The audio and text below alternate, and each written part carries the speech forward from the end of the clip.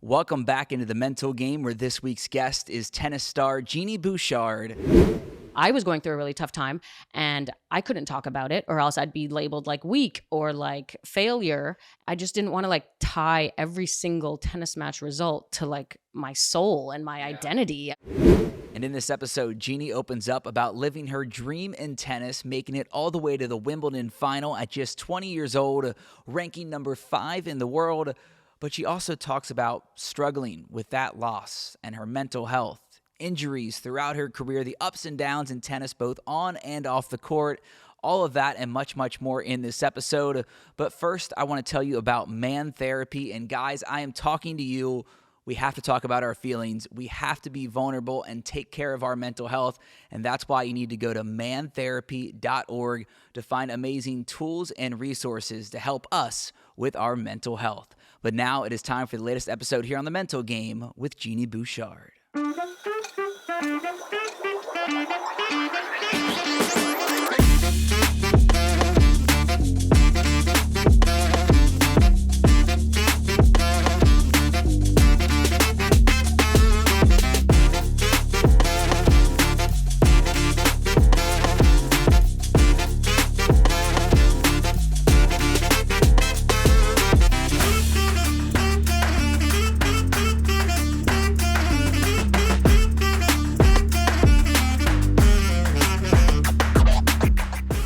Welcome back into the mental game, and as you can see, I got a very special guest sitting next to me, tennis star, now pickleball star, Genie Bouchard. Thank you so much for coming on the mental game. Thank you for having me. I just learned while we were talking before, pickle, that's how you say, like, that's how the community calls pickleball? Yeah, we just say pickle. Okay, I've never played still. Like, all my friends have played, and so I'm going to ask you about that in a little bit. But thank you so much for coming on. I'm really excited to talk about your tennis career. You know, this is dream of yours since you were 9 years old. You know, you got the top 5 in the world. You've dealt with some injuries, some mental health things, but I'm just so thankful that you're here to talk with us today. First thing I ask everyone when we come on the mental game is, what does mental health mean to you? And it's a very unique question to answer because it's personal to each and every one of us.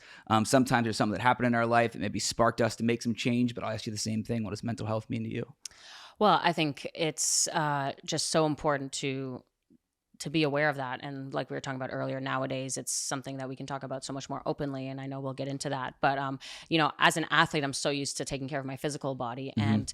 And in recent years, everyone being more open about mental health, I've become more aware myself of just how I feel mentally. And I think maybe the first word that comes to mind for me is stability. I really think feeling like stable in my head is when I know, like, mental health wise, I'm in a good spot. Yep. And not all over the place emotionally or scattered thoughts or things like that. So that's like where I know, okay, like peace, happiness, but you're not happy all the time. So that part's fine too, is like, as long as you have like even amounts of like happiness and sadness and things like that, but just more being like somewhat stable and in control.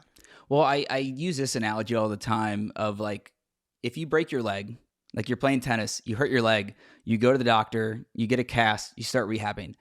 If you do something with it, like if you're sad, you're upset, you should do the same thing. Like, you wouldn't just walk around with like your leg dragging across the court and not go get help, which I think that's been the cool thing, is seeing people think about it the same way. Have you seen that kind of change recently too? Oh yeah, so much more. I mean, back in the day, like, you didn't even want to admit that you had a sports psychologist. And so nowadays it's like, not only should you have one, if you don't have one, it's weird. Right. And if you do, like, how often are you talking to them? Are you talking to them twice a week? Because if it's not, that's not enough, you know? So the pendulum has kind of gone a lot the other way, which I think has made people just feel more like seen maybe and accepted. If they've felt like they've had issues, then it's like, okay, I'm not the only weird one. Like, I feel like that relatability really helps people a lot. I'd rather be weird than normal. So I say that all the time. I say I'd rather be weird than boring. So you know what? I'll take it. All right, cool. 2 weirdos just talking about mental health. And your tennis career, you've got to the top. You suffered some injuries a few years back, and you know, getting back playing on the court now. But walk me back to that dream that you had when you were 9 years old. I've heard you say this before. You don't recommend picking your passion that early or picking your career. I kind of was in the same timeline with like wanting to be a sports reporter, but how did you just find that spark for tennis so young? Yeah, well, it's interesting because I think there's a lot of like intrinsic. It comes a lot from inside because I have a twin sister and my mom put us both in tennis lessons at age 5. And I say this story where it was really like games. It was like bouncing balloons, jumping in hoops, like not really tennis stuff. And we only hit balls for 10 minutes at the end. And all the kids loved it because it's like games. And then I would like storm off the court crying to my parents and being like, we only hit tennis balls for 10 minutes at the end. I want to play more. And then they were like, okay, she's weird. Everyone else is like a normal kid. And then we have the weird kid. And so I asked to play more. They put me in like private lessons, group lessons. I played my first tournament at age 8. And then age 9 is when I qualified for a 12 and under tournament, which is a big deal when you're 9. Because especially at that age, like the age difference, the physical difference is so big. And that's when I was like, I can travel, which I love, which I realized I love. I went to France, and then I can play tennis and this can be my job. And I just like knew I wanted to be a professional tennis player, and there was like no other option. That is so cool to like have that discovery and to go after it, and then it just work right away. I mean, I'm sure you have to consider yourself lucky, but you also put in the work. Like you had differences than other kids, and they thought it was a game at gym class or whatever at school. This is what you were doing each and every day. How many hours did you spend playing tennis a day as a kid? Yeah, this is the side that no one really knows about, the sacrifice. My twin sister, for example, retired at age 6, as I like to say, and went on to be a more normal, probably well-rounded, probably much better socially than I am, because as I joke, I say I was chained to a tennis court for 20 years. But you really have to put the hours in. There's no magic pill. There's no, secret formula. It's really just like before school, my mom's like driving me to practice, after school, picking me up early, driving me to another practice. Then it's like homework, dinner, bed, do it all over again. And that's when you're actually at home. And then besides that, we're traveling not only like to the US for tournaments, I'm from Montreal, but around the world. Like we're like mini professionals by age like 12. It's really insane. Do you remember the first big win you had as I guess you're still an amateur or semi-professional then? Yeah, amateur. Okay, what was your first big win? I remember winning an ITF event when I was 14, so that's 18 and under. And so it was a low level one, but still to beat girls that were older than me, and it was an international tournament in Costa Rica. That was super cool. I was like, okay, like this is a good like step, Yeah. And I turned pro when I was 15. Like tennis is a really young sport, and so at that age, I was doing full-time tennis and full-time school because I have to finish high school. Right. So it felt like 2 full-time jobs. And I was looking at my friends who can like barely pass just school. And I'm like in Europe for 2 months with my science books and my math books. And I'm like trying to keep up, and I'm doing makeup tests when I get back. And it was really like crazy at that age until I turned 18 and finally graduated. And obviously super excited to make tennis your full-time thing. I mean, you already were while you're trying to balance high school too, but I mean, you had a quick rise right after that. As soon as you went amateur to pro, you said 15 you turned pro. I mean, it took how long to start getting, seeing yourself kind of climbing the rankings, competing more, not just being there, but actually like making yourself a mainstay? Yeah. So, I mean, technically I turned pro at 15, but I still played junior tournaments as well until 18. And that's when I won junior Wimbledon at 18. Yeah. And that's when I really felt a lot of confidence from that win, and I transitioned very quickly into the pros. And so by 2 years later, I was in the finals of the main event of real Wimbledon. And I remember hearing about these statistics, and I would have been like the fastest like junior winner to pro winner if I had won the title. And that's because I did play juniors late. I played till 18, but I think that helped me, it made me deal with pressure of playing girls younger than me. So I was playing 15-year-olds and 16-year-olds that I had to beat. And that made me like learn to deal with pressure. And then suddenly I'm in the pros and I'm like, wow, there's way less pressure now. And I feel like I just played really well right away. You bring up a good point, because you would think like, obviously you have the edge as a younger girl playing girls older than you. You want to beat them. It's like kind of the upset. Now you have to be on edge, and like you kind of have the target on your back. Totally. How did that kind of change mentally your mindset? And I want to get to, the Wimbledon final here in a little bit, but how did that change, like going from, I mean, you were a kid when you turned pro. You're still playing amateur till you're 18, but like, I mean, I'll be honest, I don't think you really grow up until, I'm 30 and I'm still trying to figure it out.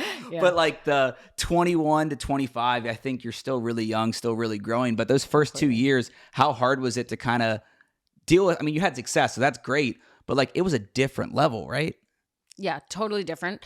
I think what was good is that I had success as a junior, but not like crazy young. So I didn't have that like 14 years old winning junior Wimbledon. I was Yeah. 18 when I won junior Wimbledon. So I think sometimes having success so young is actually tough for the brain to Yeah. handle. And then I've seen it myself with some peers, like you think you've already made it, and then you get to the pros and you know, you're not even like as motivated maybe, or Right. you think you're like, you should already be good enough. And so I like my path because I did play juniors till the very end, but I think it actually helped me. I was also more mature. I was 18 when I won junior Wimbledon, so that's better than being younger.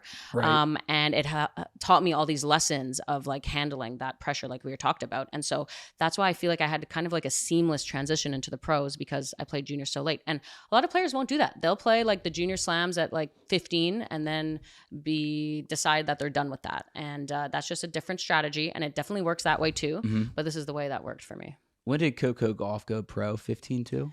I mean, I think the youngest age you're allowed to like turn pro is 14. So Okay. probably that. Yeah. We were talking off camera before. I'm from Cincinnati, so I've covered the Western and Southern Cincinnati Open a bunch. And I remember when her and Katie McNally played doubles because Katie's from Cincinnati. And it was just crazy watching that transition. So me going back and thinking about you, like, it's just wild to think that at 15, 16 years old, you can start going pro and competing at that level. Yeah. You mentioned Wimbledon. That run, it's a dream come true for you to, one, just be playing in it, but go on a run like that where you are winning and get to the final. Before I talk about that match, just that run when you got there, how incredible was that at 20 years old? Well, it's interesting you say how incredible that was, because obviously now I look back and feel that it was incredible. But in the moment, I mean, it felt normal. And I know that maybe sounds crazy to say, but as we just discussed, the amount of time and sacrifice it took to get there, for me in my head, I was like, I've been doing this for 15 years. Like, this is what I want to achieve. This is normal. Like, look at everything I've sacrificed. Look at everything my family has sacrificed, and the amount of hours of hard work, blood, sweat, and tears. Of course, I should make the fun. Like, I mean, I would be disappointed if I didn't, you know? And of course, looking back, it's like, it's amazing to have achieved that, because I could have put the same blood, sweat, and tears and just not achieved it. Yeah. And so luckily with fate and hard work and timing, it all worked out. But it wasn't like an overnight thing at all. It took so many years. So I was never like surprised by it. Well, people from the outside think it's overnight because they've never heard of you, and then suddenly, you know, you do well. Right. And so you just won the junior title 2 years prior. Now all of a sudden you're playing in the real Wimbledon. Like, it's completely, you know, a change for them because, again, they don't know who you are. No offense. Just yet. Like, you're young in the game trying to figure it out and make a name for yourself. You go on that run and you go to the final at Wimbledon. Things don't go your way. You lose in the final. How defeating was that? I know that might sound like a dumb question, but because you were in such a like just groove and felt like where you're supposed to be, how big of a gut punch was that loss? That was really tough for me, especially because to get to the final, I actually hadn't lost a set. So I was really winning all my matches quite in a straightforward way. And then I got my butt kicked in a straightforward way in the finals. So it was tough. I didn't, you know, feel like I deserved to win at all, because I totally, you know, got dominated on the court. But that one was, a lot of tears after that one. You mentioned tears and emotions, like coming right off the court after that run. And like you said, like it was a really, really tough match for you. Did you feel like you could talk about how you were feeling in that moment? Like, as we get to mental health, or was it just like bury it in the locker room and then go out and just try to keep winning in the next tournament? Well, with my inner circle, I remember just going straight to my coach and like crying in his shoulder and holding the trophy and not even feeling like I deserve to hold this trophy right now, and crying to my mom, of course. You know, I would say was still like expected to feel, you know, down mentally and things like that. That wasn't when I started feeling the more pressure of the whole keep your mental health wrapped up. Okay, you lost in the finals of Wimbledon. That's expected to be sad about. Yeah, well, and going back to the final, like I asked you this before we started the interview, you still haven't watched that final. I know you probably hate this question, so that's why I'm calling me out right now. That's why I'm going to ask it. Sorry. But why haven't you like gone back and watched it? And I know like for a lot of sports fans watching, they might understand, but like a lot of athletes, teams, I work with football players all the time. They go back, watch the tape. I'm sure tennis players do the same thing. Why haven't you watched that back? No, I do believe in watching tape, and I do watch. I'm not saying that you don't. All athletes out there do that. But this one was just so painful that I just can't relive like the painful emotions of imagining if I could have won. I relate it to my mom, who had the birth of my brother filmed, and she said she still hasn't been able to watch that video back because it was so painful. I'm like, okay, I feel the same way. Okay, that is a very interesting analogy. I did not think that was going to be your answer. You did not expect that. No. I could tell by your face. Yeah, I was like, where are we going with this? Like, does she like you more than she likes your brother? I don't know. She's just like, that's the only one because she has on film or something. I guess they didn't film before, or I don't know what. Or she wanted this one on film, and she's like, I still can't watch that video. All right, so different turn than I thought. Different type of pain, but Yeah, we get the idea. For you going back to Wimbledon, though, not asking you about watching it, but you just brought up there, that wasn't where you felt that, like, I don't know if shame or not be able to open up about your mental health. When did that come into play when you felt like, because again, in sports, and I feel like tennis, because it is an individual sport, you have to be even more macho and like have that personality and dignity and strength and all this stuff. When did that kind of phase start for you where you were bottling up emotions and felt like you couldn't let them out?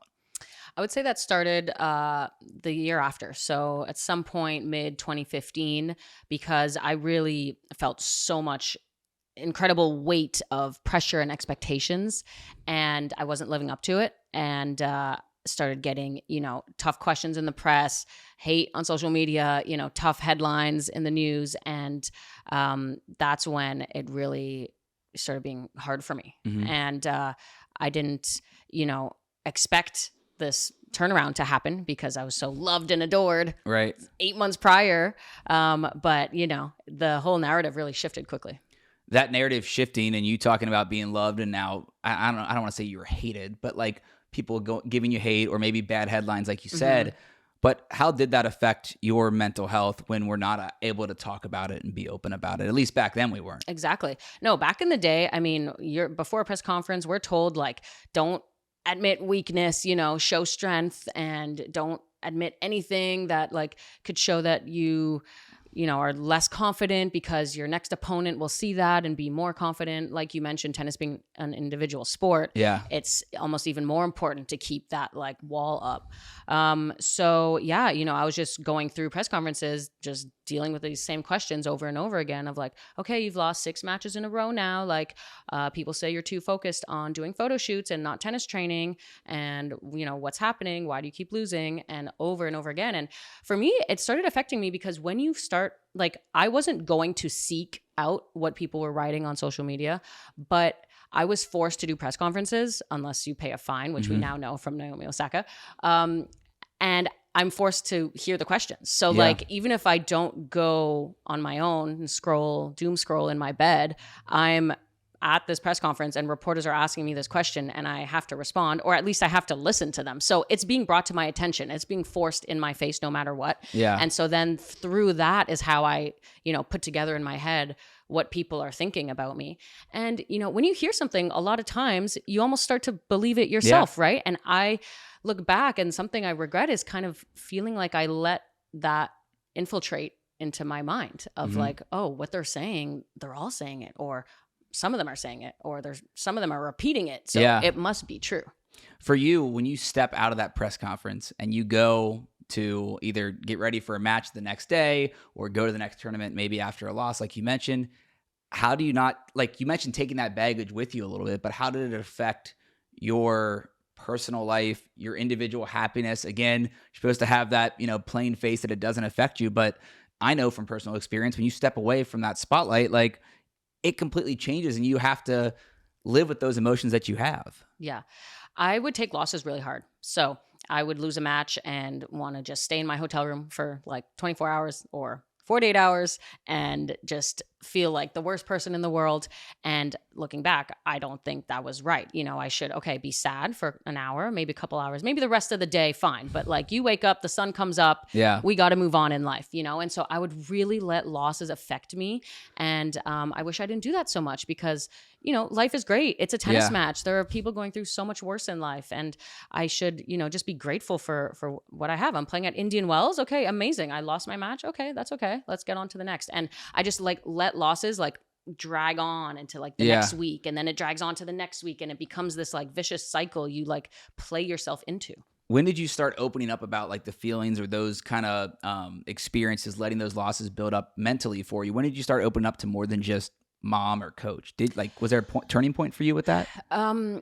I mean, the only other person would be a sports psychologist, which I started, seeing, and publicly, not really. Like I never really opened up about it because back in the day, it was kind of a taboo subject. And so I'm so happy now for all the athletes nowadays, myself included, all of us included, normal people included, of course, that we can talk about this so openly, because I was going through a really tough time and I couldn't talk about it, or else I'd be labeled like weak or like failure. And now, people talk about it and they're like, oh my God, she's so open and vulnerable and this is amazing. And it's like, why couldn't they be saying this about me when I was going through this 10 years ago, So the times have totally changed. What made you first reach out to a sports psychologist or go to therapy? Was it those moments after that loss and you were experiencing the bad headlines and the tough questions, or was there something before then? Like, when did you start going to therapy? Yeah, I would say a combination, losing some matches and knowing that, okay, I'm still the same body. I still have the same physical capabilities. Maybe when I had tough matches, like mental matches, like losing tough ones in the third set, realizing, okay, like I want to maybe work on my mental brain. And like we talked about this before, I mean, we spend so much time training our muscles, but like we don't train this muscle, you know what I mean? And it's like, we all should do that. Everyone on this planet should do that. If you don't have your mental health, you have nothing. Like you can't perform physically. Sorry to interrupt, but it's like, that's so true. Like if you don't take care of it up here, then like, how are you expected to do anything else? Exactly. So really helping me like control my thoughts, or letting, the negative thoughts just pass through. Therefore helping me regulate my emotions, because I would start thinking bad thought, then I would have a bad emotion, and then I'd do a bad action. And it was just this trifecta. And so it's like kind of catching it right away, but it takes discipline and it takes work, just like how you have to work your bicep in the gym. You have to like be so aware that when you do have a bad thought, you're like catching it right away, and you're, doing all the tools that you get taught.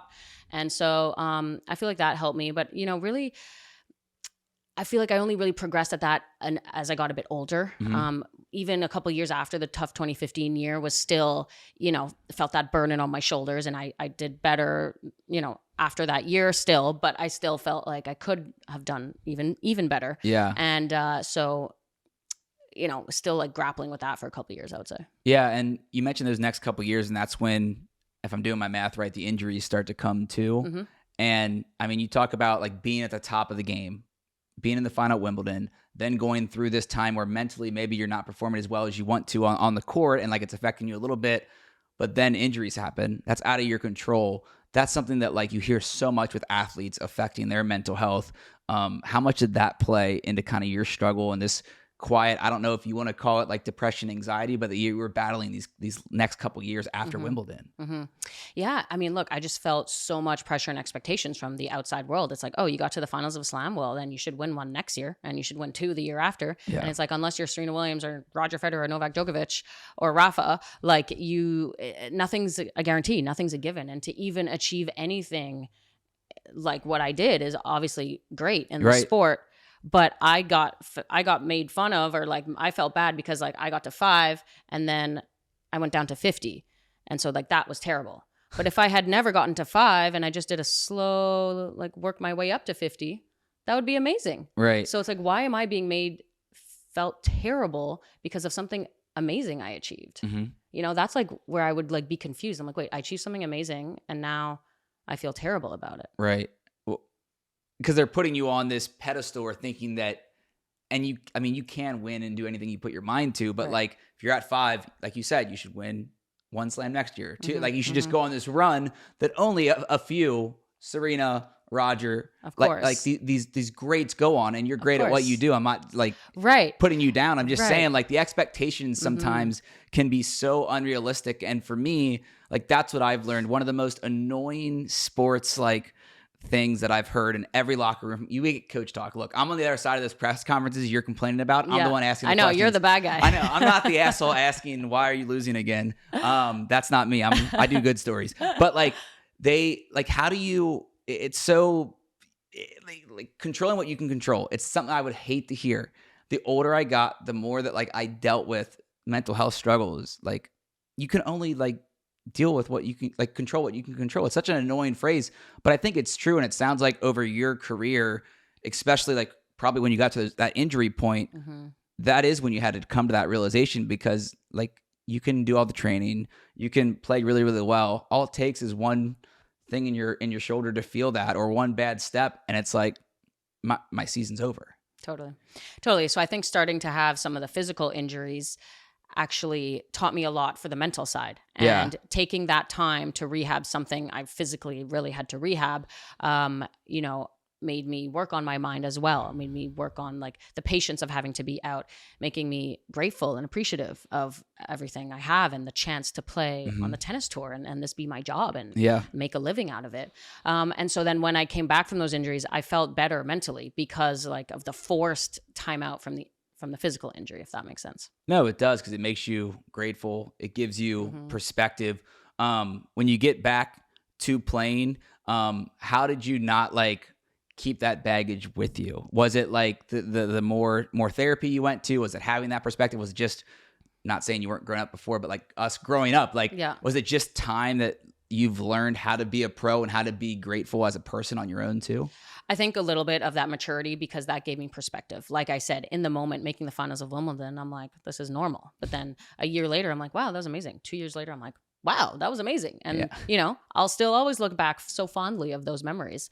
So maturity, perspective really helped. Therapy, my therapist straight up telling me, Genie, nobody cares about you, in a way of like, stop worrying about whatever other people think. Yeah. Obviously, I care about my inner circle, the important people to me. I care about what they think, but it was more of just like letting go of everything else. She was like, look, they'll flip the channel on, watch you play tennis, and then they'll flip the channel and go watch football. And it's like, you have to like stop being so self-centered almost, I think we all care too much about what other people think. And that is something that hugely affects mental health. I mean, you look at social media and all that stuff. I mean, it's literally all about other people's lives and trying to show how cool your life is and looking at how cool everyone else's lives are. So that was great. When you really just like, I find it like humbles me to be like, okay, no one actually cares. Like, no one gives a shit. Like, they can go on with their life. Exactly, I'll go on with mine. Exactly. Like, why should I care so much about what someone who I've never even met thinks? Yeah.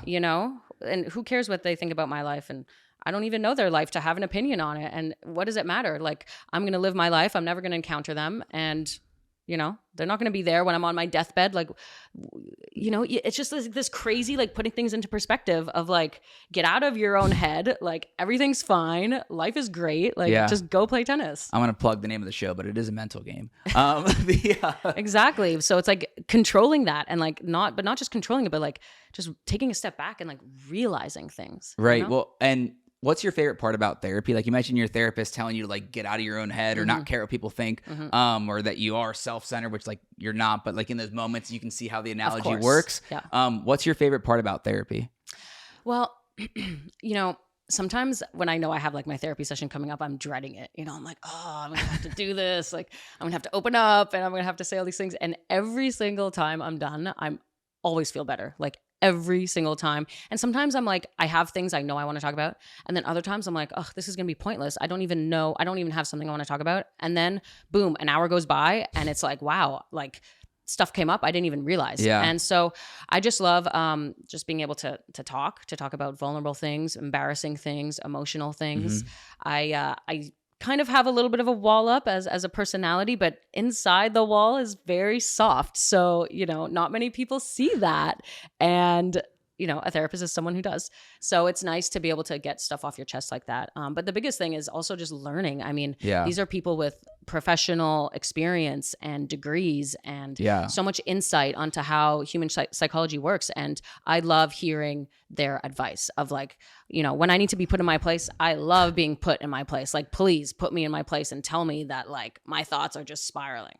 Well, it's like when you see it start working, that's what made the difference for me. Like when I was someone that, I'll be honest, like 10 years ago, like we were talking about, you didn't talk about it. I don't think I even like thought mental health was a thing. And like you go through your own struggles and you hit rock bottom and it's like, oh shit, like I really do need help. And like my favorite thing about therapy, one, is that it's like an unbiased person that just wants to help you feel better. Like my therapist didn't know who any of the football players were, didn't know who I was, never watched anything I did on TV, but like she helped me deal with this breakup and this death in the family. It's like, oh, if you just do these 1-2 things, I'll talk to you in a couple of weeks and like tell me how it goes.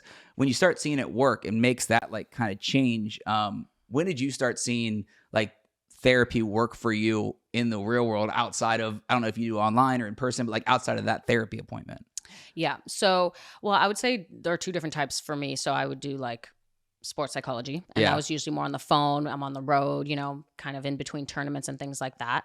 And then I also, even as I got older, like started just seeing regular life therapists, and I like to try as much in person as possible. And that's just more like life, like me as a human being, which I felt was also helpful to go just to even show myself like, hey, my whole life is not about tennis. My whole life is not about sports. I can talk about my personal emotions, relationships, family, fears, and everything else that has nothing to do with my day job. And so with that, I mean, you kind of start talking and you just realize how much stuff maybe you were holding inside. And that's when I realized like, okay, wow. It's like sometimes something's true, but then you hear yourself say it and you realize it's like something you needed to say. Oh yeah. Well, and you mentioned like the difference between sport and tennis and like your personal life. And so I'm going to ask you something kind of deep here, but that's the point of the show. Like, do you realize looking back now, have you hit a rock bottom personally while battling all the stuff off the court of what people said about you and maybe not winning as much on the court as you would used to? Do you remember hitting a rock bottom and like what was that moment like, if so? Well, I mean, I would like to preface it by saying I don't think I've been lucky to not have a huge rock bottom moment in my life so far. And the closest thing would be just the toughness in my career and in my job. So I'm grateful for that, of course. I would definitely just say after a couple tough losses in 2015 where I was like, just finished a press conference where someone told me it was like 11 matches in a row that I lost. And I like didn't even realize it was that many. And I just like locked myself in my hotel room, and even like my mom or my brother has like coaxed me out, and be like, come on. And I liked being in my hotel room after losses because it kind of was like I wasn't facing reality yet, It's because like it's almost like the loss doesn't set in if I don't go back out on the sidewalk after. So I was like in this suspended like time where like I could pretend like nothing had really happened. And but that's when I was younger. And so for me, those were really tough times. And now, I would never do that. I would never waste a day like that. And I feel like life is too short. Life is so precious. And so I feel bad for my younger self, feeling it was almost like self-punishment, like I felt like I had to not enjoy a day the next day because I lost. You know what I mean? I do. And you look back now at yourself and you realize, obviously through therapy and just growing up and self-worth and all these things that you learn, while talking with a therapist or sports psychologist, like, oh, I didn't have to escape this. Like I didn't it wasn't it doesn't have to be an escape from reality. I know, look, like losing's tough or anything you can go through in life's tough, but I learned the tools through therapy or through myself of how to move on or how to move forward, I guess. Right. And having more of that life experience and that perspective also puts whatever it is you're sad about in perspective. So when I was younger, each loss just felt more important. Like there's this magnitude to a loss.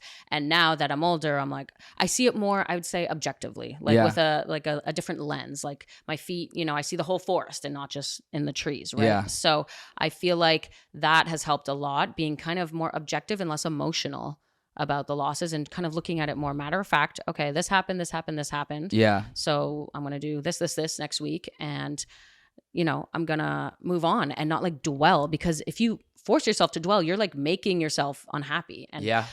I don't agree that people can be happy all the time. I think it's natural in life to go through the different emotions. But like, if you're tormenting yourself and it's like self-inflicted pain, that's not healthy. And that's making it worse. Yes, I would be sad for 2 hours, but I would make myself sad for like 24 more hours. So that's where like you have to draw the line. Yeah, I look at myself, and you don't know this about me, but I was like an alcoholic, big drinker, partier, and so like I look at when I would I'd be in these moments, and instead of like going to do something that I like, a healthy coping mechanism, whether it's going to Orange Theory or just listening to music, whatever it is, I would just get drunk, and that makes it worse. Like turning to things that like don't help you, the unhealthy, healthy coping mechanisms. Exactly.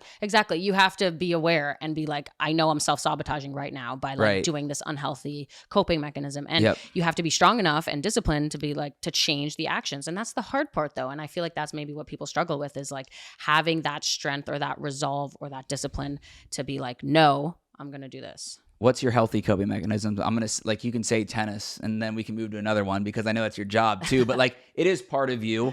And so I'm sure that does help, like to just go play, practice when you are having a tough moment or a tough day. But what are coping mechanisms that do help you through those moments?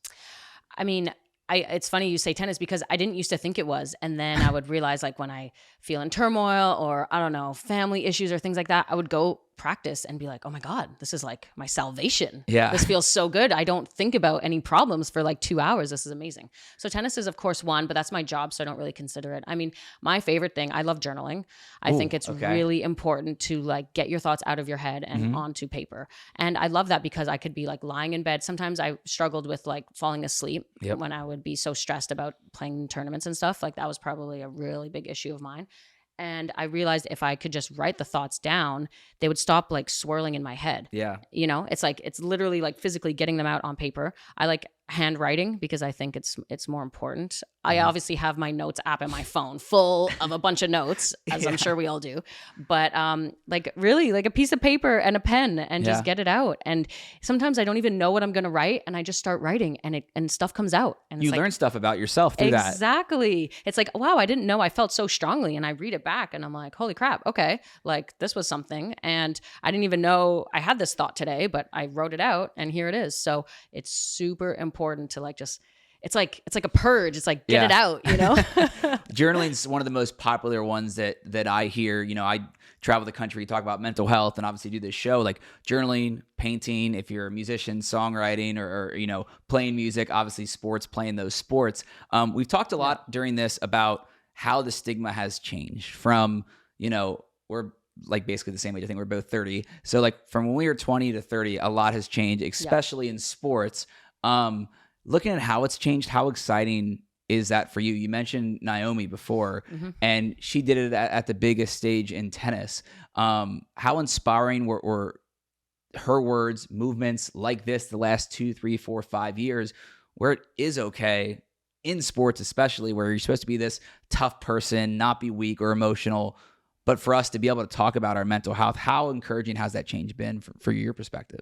I think it's been great. It shows that she's human, and it created this like relatability factor where it's like we don't have to pretend all the time, you know? Yeah. And that's how I felt when I was younger, that like everyone was pretending, so I had to pretend also, even though of course we have days where we feel weak and we lost and we feel terrible and you know, or we have a tournament coming up and we don't feel confident, you know, and you always had to pretend that like everything was perfect all the time. And so it really just like broke that facade. And I think it's great that I think it helps not just like other athletes, but all normal people to be like, hey, like this superstar is human and feels terrible about this tournament and doesn't want to play or doesn't want to do this. And it just makes us all like be like, I don't know. I feel like it can almost like bring everyone together. You know what I mean? Like we're not so all far apart. Like, of course, in a normal person's job, they don't feel like going to work. Okay. When I wake up sometimes, I don't want to play a tennis match today. I just feel so much pressure and anxiety. I don't want to play. And I think that just makes us seem just so much more relatable. I think one of the two of the most impactful athletes, you know, ever publicly speaking about it. Naomi 1, Simone Biles 2, just when they did it, before the Olympics, before a big tennis tournament, and just because of their stature in sports, them being, you know, female athletes and maybe, some getting some harder questions sometimes that maybe the male athletes don't get. Did you feel like that was empowering too, that it was like, I'm gonna throw Simone in there with Naomi, but like two very strong female athletes speaking out about mental health kind of broke the stigma at once, big together, it felt like. Totally. And I think it was not too far apart when they both actually happened. I think it was the same summer when it was like the French Open for Naomi and the Olympics, right? For Simone Biles.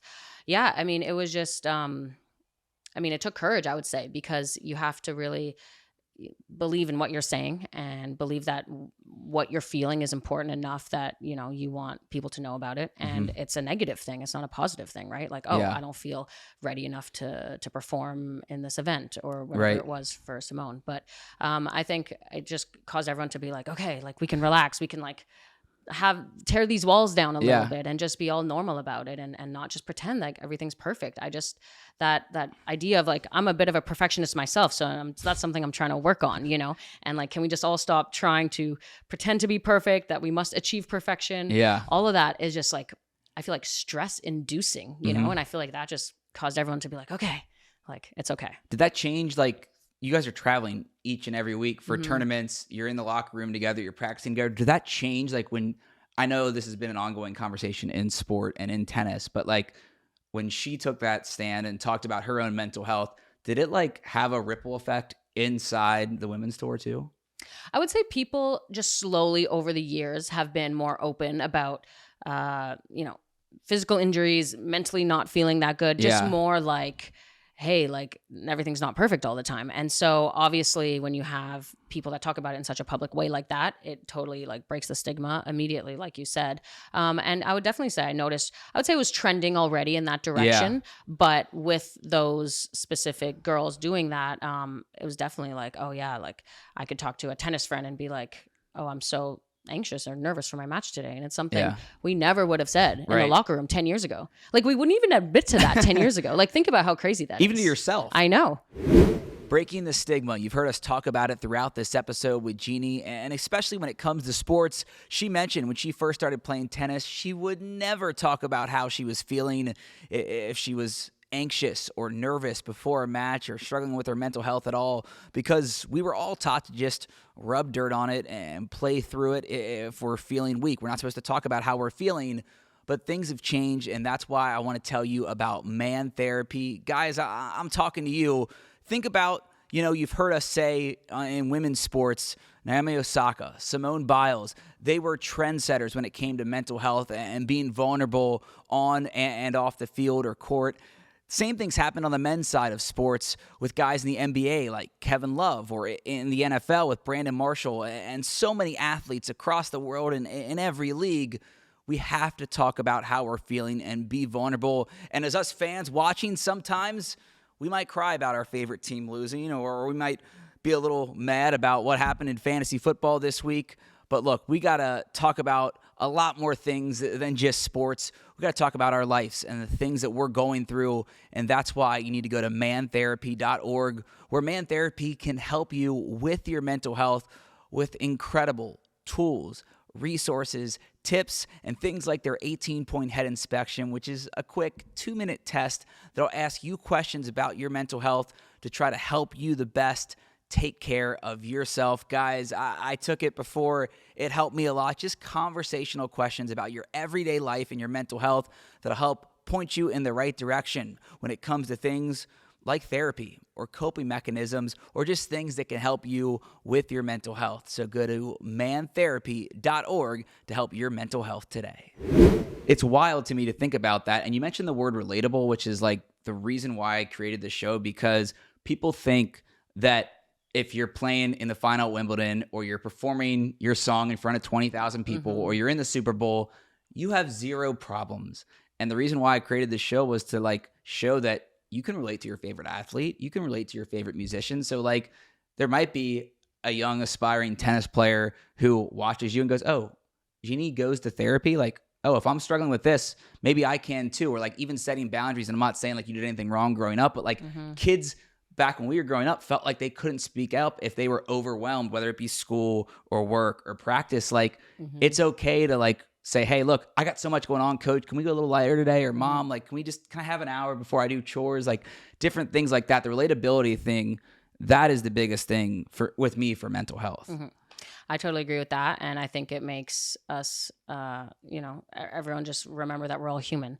I would like to say that I do find my perfectionism, I know there are cons to it, but there are pros as well. And it's a driving force. And it's something for me that made me disciplined and work hard. And I don't want to, take away the fact that you can't just, I don't know, let's say have a mental health excuse to like get out of things that you should be doing, or I just don't want the pendulum to swing too far either. I think it's very important, and that it's great that we're so open about it, but I also want to emphasize that there's no way around the hard work, you know, and you can't get somewhere if you're constantly like avoiding something, or if you're constantly like calling out sick or exactly. So I know if there's a real issue, of course, but I don't want it to be abused, because then I feel like it negatively impacts people who actually have issues.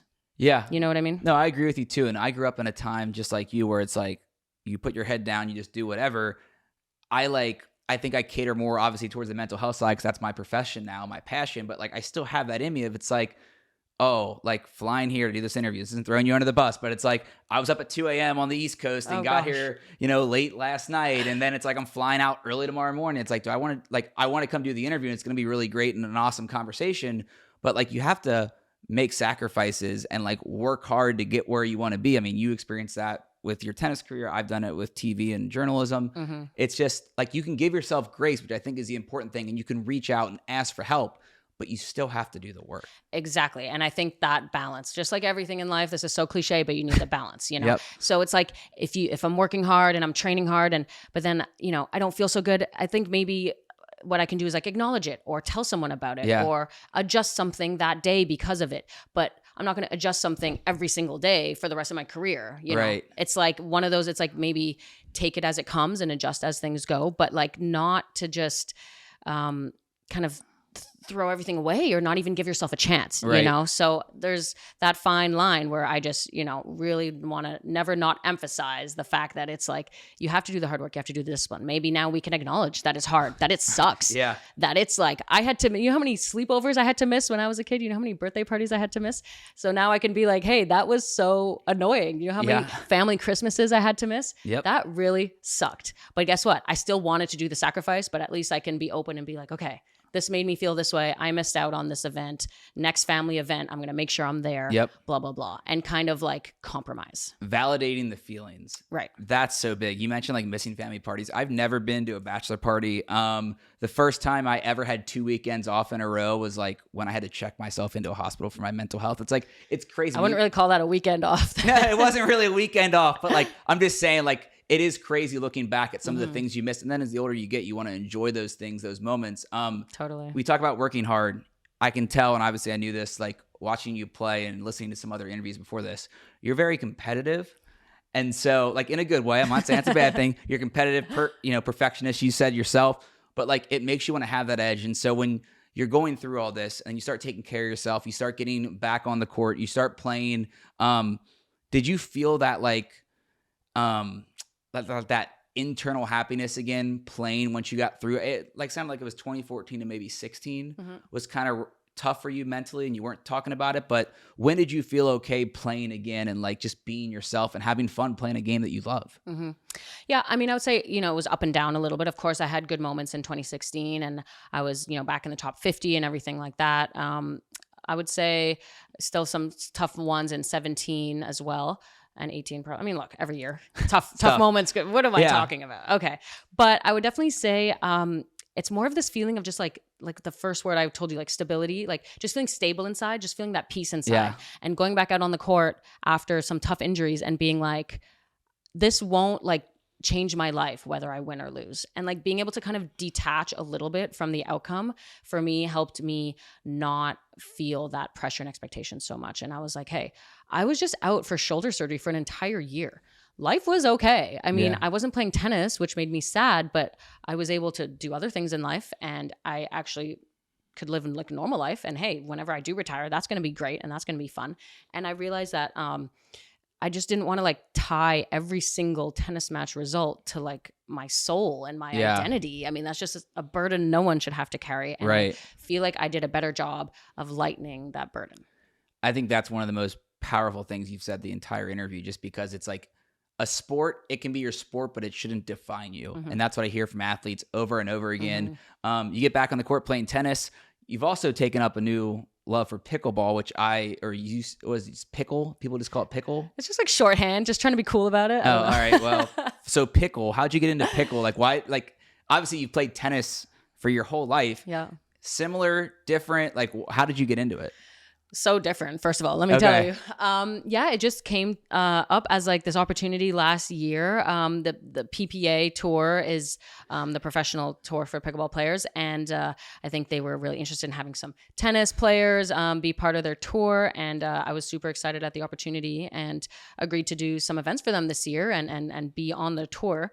So I just had an event last week here in LA, and it is not like tennis at all. I mean, I also want to talk about pressure and expectations. I mean, I felt this crushing weight of having to suddenly perform and be amazing at pickleball just because I'm a tennis player. Yeah. But it's like, I've played for a couple of months and I'm playing against pros who have, practiced these specific skills for 5 years or 10 years.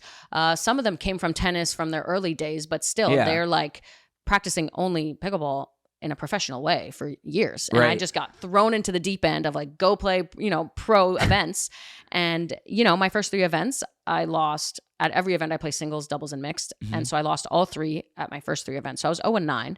And, that was like a monkey on my back. And then finally in North Carolina, a couple weeks ago, I won my first mixed doubles match and my first singles match. Nice. So I was like, okay, the monkey's off my back. I showed I can play a little bit. I can do this. I can do it. I want to be much better, of course, because that's just who I am. But at least I'm not like having this dread. So, I had it a little bit this year too.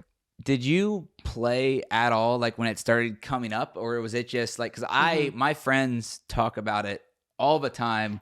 I still have not played pickleball. Everyone I know is so obsessed with it. It's crazy. I started playing a couple years ago. I think out of COVID kind of is when it really started becoming popular. And so I would play with friends for fun. Nothing professional, but I would play and everyone would just talk about it and be obsessed with it. And I would see tennis courts being turned into pickleball courts all over the place. And as a tennis player, that hurts my soul. But as also a pickleball player, I'm like, I'm part of this like trending movement. I mean, it's unbelievable. It's the fastest growing sport in the US. Yeah, it's wild to look at. You mentioned like tennis courts being changed into pickleball courts, like in Cincinnati, like not close to the venue at the Western and Southern, but like downtown, there was like 20 tennis courts right on the river. Now, like I think half of them, if not 3/4 of them, are pickleball courts. I'm surprised it's not more than that, but yeah. It's wild to me, but like it just seems like, and I still have not played it, which I need to go do. Are you resisting on purpose or what? No, I'm not. I'm a huge ping pong player and I'm really good at that. Oh, I think pickleball is like big form version of ping pong. Really? Yeah. People say it's like mini tennis. I think it's more life-size version of ping pong. So are you good at ping pong? No. Okay, that's my problem. I wish we had a ping pong table at this Airbnb for the interview because then we could settle that. Oh, there's nothing to settle. I will give it to you. I will admit, you will win. Yeah, I just haven't played. There's nothing I'm against it. It's just like, I don't know, kind of you talk about like the grind of what you're doing, what you're working on. It's just like, I would rather send emails for 3 hours and listen to my favorite song than like go play pickleball with my friends. But I think I'm going to eventually have to give in. Like, why do you love it so much? And why do you think it's grown so much? Well, many reasons. Number one, even if you have never played before, you can have a rally right away. That's the biggest thing with tennis. If you try to pick up tennis when you've never played, you're going to spend the entire hour picking up balls from the court because it's too hard. So it's very easy to pick up. Number two, it's very social. You can just go to a court and kind of jump in and join games. I have friends, like girlfriends that are my age that will be like, I play pickleball just to meet people, like just to like... I have heard this. Just to make friends. Even on that, my dating life is non-existent. My buddies have been like, dude, just show up and play. I'm like, no, I'm not just going to, I don't go walk up to people at bars. I don't drink anymore. But like, I never walked up to people at bars. I'm not going to go walk up to them playing pickleball. But apparently that community is like totally different. Oh, it's a whole thing. I didn't know it either until I really got into it in the last couple of months. And so for those reasons, I think people like feeling like they can do something well. And it doesn't take that much effort to at least just have a rally. It's easier, it's easier to just have a rally than tennis. The professional level is not easy. I would say the recreational level is, normal people can just have a nice rally and that's fun. Tennis, you can't do do that. Tennis, you need to have played when you were younger or really invest a lot of hours for it to start becoming fun. Right. And you also need to find someone that is a similar level as you. Yeah. And pickleball, you can be different levels and it's more of an equalizer. So that's why people enjoy just going to play with friends. I still I think I would get whooped right away in pickleball because I've never played it. But look, it's a bigger plastic wiffle ball. Yeah. And you have it's kind of like a bigger ping pong paddle because there's no strings, so it's really like a paddle. So that's why I call it like life size. Can you put spin on it? You can, but it's not like strings of a tennis racket, so it's different. Gotcha. That was a big learning curve for me. Is Okay. like I'm trying to like put spin like a lot of tops in the balls under the net, and I'm trying to hit up, and it's not going up. You know what I mean? So you have to adjust when you're in the kitchen, the short court, all those small dinks and the little short balls. Yeah, that's really hard for me too. All right. Well, I know you're having fun with pickleball and you're on tour right now with the PPA. You're still playing tennis as well. Walk me through goals for you. I mean, you've had a great career playing tennis. This new pickleball adventure is something that you're having a ton of fun with. How do you balance both, and what are goals for both when you're playing tennis and pickleball? Well, this is the first year of doing both, so it's definitely like an exploratory year to see how it goes. I know I want to play both because I love tennis and that's my dream, and I'm supposed to play a tournament in 2 weeks, and so I'm excited for that one. And then I have all my other pickle events lined up. So it's kind of like see how it goes for me, because this is something new. It's something I've never done. And then besides that, I have off-court projects I love doing as well. I'm in the process of hopefully coming through with making a movie and other things. Oh, I'm going to get into that. Possibly TV shows. We have like a lot of other stuff going on. And so in my spare time, like that's what I'm working on. And I'm, doing calls and emails for all that kind of stuff. And I would say goals are just to be everything I can be, do whatever I can in pickle, in tennis, in my off-court endeavors, and just try to do as much as I can while keeping balance of life.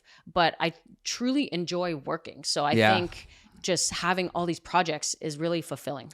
You mentioned the movie. Is this based off the date off Twitter? Yes. Okay. Yes. I have to ask you about it. I know you've been asked about it a million times. Oh, come at me with but all your I questions. think it is like one of the greatest social media moments ever. I appreciate that. Yes, please go tell all the studios we're going to try sell to. Okay, all right, will do. I have some connects now that I've started working out when here. When you move to LA for real, I'm going to need you to come to my pitches. All right, I will help sell and pitch in a month. Look, I started a show where I had no connections in LA or New York. I can get a hold of anybody, so like I can help with that. Love it. If you need me. But that story, when you were watching the Super Bowl, it was the Patriots and Falcons. Yep. Patriots are up 28 or down. Patriots are down 28-3. And you tweet out if the Patriots win. No, I had tweeted I knew Atlanta would win. And then then this guy tweets back, look, I'm on the couch with my mom and my younger brother. Literally, I was lying down on my couch, bored out of my mind because it was kind of a one-sided game. Yeah. And I'm looking through my replies, which I never do. And someone had replied to my Atlanta tweet, if the Patriots win, come back and win, let's go on a date. And then I publicly responded like, sure. And when I happened to respond was when the game was at its most extreme deficit, which was 28-3, like halfway through the third quarter. Yep. Like the odds makers had that at like 0.01%. Yeah. It was actually insane. But of course, Tom Brady, lo and behold, does his magic, comes back and wins. And then the next day, it's like number one story on CNN, number one story on BBC. Like my uncle lives in London. He's like calling me. He's like, why are you all over the news? I was getting recognized on the sidewalk as the Twitter girl. I wasn't like, I've never done anything else in my life. I'm no tennis, nothing like that. I was like, are you that Twitter girl? I was like, yep, that's me. That's me. Well, you ended up taking him on a date, and he ended up not being a weirdo, even though he had, what was his, not emoji, what was his avatar? His display pic was a picture of Tiger Woods. And you're just like, what I was crazy like, guy is oh this? Oh no, this is going to be a super fan. This is what they warn you about. Exactly. This is like the people you do not interact with on social media. And I just went and did that publicly in front of everybody. And he ended up being a good looking boy who was going to the University of Missouri, and it looked like we could actually date. And so we went on some dates, and people just loved the fact that, someone shot his shot and achieve the goal. I feel like it just gave everybody hope. And like in today's world, we all just need hope. You know what I mean? This is such a wholesome answer. It's like when it's funny because I went to the University of Cincinnati at the same time Travis Kelce did. We don't know each other, but we have a ton of mutual friends from the football team and just different things at school. But like when he shot a shot with Taylor and they started dating, I'm just going to fight back on what you just said about giving people hope, because people were like, oh my God, see, it pays off when you shoot your shot. I'm like, Okay, Travis Kelce got a little bit more of an edge than like random guy on Twitter. Of course. No, so that's already, he's already like he's one of pretty those in the same stratosphere, let's say. But this guy, obviously just like a normal guy, obviously would have never heard of any other way. Right. And so I feel like, there's just so much negativity in the news that people really just had so much hope that like something like this could happen. And it wasn't about even me personally. It was just about any person you look up to or celebrity or anybody, not even a celebrity, like your neighbor, you think she's hot, like shoot your shot, just go for it. What do you have to lose? All right, well, maybe I'll do that when I get home. Again, no game, but you guys you took him courtside at is it a Knicks game? I did. He got me Tiffany earrings before the game, so Wow, this guy went in. That's awesome. And then you guys like went on a couple other dates after that. Still keep in touch, good friends to this day. Yeah. So he actually has a girlfriend right now, and he posted her on his story like 2 days ago, and I responded with the heartbroken emoji, and he just left me on red. Oh my God. Yeah, I could literally show you my phone and show you after everything you guys have been through. Mm-hmm. Every once in a while we'll text and we'll keep in touch now, but we both actually admitted to ourselves how we ruined each other's dating lives, because he of course became like the most famous popular guy at his school, but then he said the girls would like be confused. They would be like, why do you want to date me if you've been able to date Genie? And that it like totally like messed up their psyche. And then I was like, well, dude, I'm in a similar boat. Like everyone thinks we're dating now, or we're still dating or whatever, and I can't get a date to save my life. So now we're both just like stuck. So like, hey, we might as well date. No, I'm kidding. That is, I was saying, like, are you guys getting married or what? That's incredible. I love that. I was going to get into like fun moments, and that just popped up because you're talking about the movie. I will help however I can, if I can. I've had Terry Crews on the show. I'm trying to think of other actors I've had on the show. Kate Flannery from The Office, who played Meredith.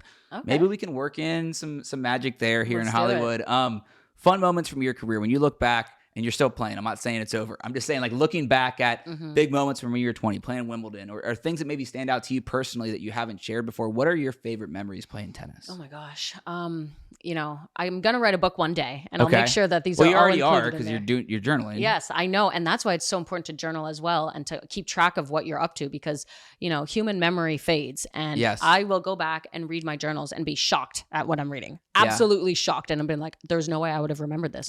So write down important things that happened to you, and dates and timelines, and keep everything organized so that I can have like a stack of journals. Give it to my ghostwriter. Be like, write my book. No, I'm kidding. I'll be very much part of the process. Gosh, I could say so many things. I mean, the first one that popped into my head was like, I got to play tennis with Justin Bieber. I was playing doubles with him at a charity event years and years ago. That's sick. Mm-hmm. Two Canadians together playing tennis. Yeah, I love my Canadian homies. Drake, I'm friends with. Love him. He's so sweet. Like we all got to support each other. I just met Shania Twain this past summer. Oh, wow. Like, love her. So, meeting cool people in different fields is really interesting for me, because they understand the sacrifice, even though they didn't do exactly what you did. Yeah. They obviously went through adversity in their life and tough moments, and so much sacrifice to achieve something special, because to achieve something crazy, you have to do something crazy to get there. 1,000%. And to be able to meet other people that do that as well, that I've done, and other people like that outside of the tennis world, has been just so like kind of fulfilling, I guess, to talk to them about it, and just be kind of opened up into all these different new worlds. Like I'm so impressed by like musicians and people like that, because I have no creativity in me, and I'm like, wow, what you do is just so amazing. Like I don't care what I can do on a tennis court. What you can do is just phenomenal. I saw Justin Bieber like 2 years ago on tour, and like his live shows have you been to one? Yeah. It absolutely incredible. Also, you probably just did the biggest name drops we've ever had on this show. You're like, yeah, I'm friends with Justin Bieber, Drake. Oh, well, but these are like my Canadian like homies, you know what I mean? And they're like it's like we're friends, but like we stick together. No, we support each other, which I think is super cool. And I wish the best for all of them. And I'm proud, I guess. Yeah. It's fun to like, especially with Shania's story. She's from such a small town in Canada, and I remember growing up looking up to her for Canadians. Like she's like our idol, right. And just knowing she came from a small town and seeing her success made me believe I could do it too. So it's transferable. It's not even just in your sport, but like anyone. But I think there's something about being where you come from really shows you that you can do it. And, we see it in Canadian tennis today. Canadian tennis has come such a long way in the last 10 years. And when I grew up, like we didn't have that many people to look up to. Yeah. And now there are so many, and after I started having success, I'm getting calls from my old coaches back in Canada, like our tennis camps are full, like our tournament rosters are cool. exploding. And you're just like, wow, to have been like a piece of that is Right. just an honor, first of all. And it just makes me so happy because like, something I love, so many other people love now. And it's just like such a cool feeling. That's so dang cool. I'm going to shout out one other Canadian athlete. Joey Votto played for the Reds for 12, 13 years. I worked with him for 5. Great guy, but also super proud to be from Canada and had success in Major League Baseball, the biggest stage. Sorry, I know we're going over on time. Let me get No worries at all. Oh, okay. We'll just stay here and talk for 4 hours. I got nothing else to do This will today. be a real therapy session then.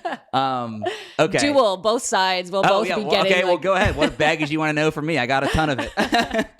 We'll both just be like opening up and also helping the other deal with our therapy issues. You know what's funny about that is who was it? Oh, did you ever watch the show Love is Blind? Yes. Wasn't that during COVID? Was that during Yes. COVID? Yes. So remember Deep D from Love is Blind? No, it's okay. But she was like probably the most popular one from Love is Blind. Okay. We became friends afterwards, but like I just met her, we did the interview like this. And then I don't think I've ever told the story, but like after the interview, we sat there for like an hour and we're like breaking down each other's relationships that like brought us to this point. And it was just funny. Like, oh, I just watched your whole relationship on Netflix and now we're going to talk about it. And you care to talk about mine. Like, again, now we, become friends and we're doing events together. So like, it's totally different. But like, I just thought that was funny after you brought that up. No, it's fun to meet people that can just relate. Again, it's that word It's the of relatability. relating. Like humans, we are social beings, right? Yeah. So we want to be able to feel connected. We want to feel that community. And so it's like, if you're going through something that makes me remember something I went through, that like just makes me feel good. And it's like with something you can talk about with someone. And I just think that's important. Amen. And I'm going to end it on that after one more question because I think that's great advice. And that's what I ask about always at the end. Advice to somebody that might be a young tennis player that's putting in all that work, putting in all the time, and has the same dreams that you do, and are still living. What would you tell that young girl that wants to chase the tennis dreams? Well, I would say many things, but firstly, I would say a quote I always go back to is dream big, work hard. So you have to first have the vision because you need the path to know where to go, right? So you need to have clearly defined dreams and goals. Then work hard. There's no way around the hard work. Nope. Like we were talking about, you have to sacrifice. You have to think of it as, okay, you can't compare yourself to your normal friends. Like I'm trying to achieve something special. So I have to do something special. So I have to skip that party and I have to skip this and that and sacrifice. And you have to just like accept that sacrifice, I would say. And then the third thing I would say is just, don't worry about what anyone else around you says. It's keep in mind, of course, your family, your friends, your close friends, coaches, the important people, but everything else, just let it be white noise in the background because they don't actually really care about you. So you shouldn't really care about them. God, so 1000%. And so I've just learned through the years, it's like, and you know what? Those people who are maybe your position, reporters and things like that, maybe they have an ulterior motive. Like they need to write a sensational story. They need a clickbait headline. Yeah. So you know what? It's actually not even personal. They are literally just using you. You're the vehicle to get them to have a cool article that people want to click on.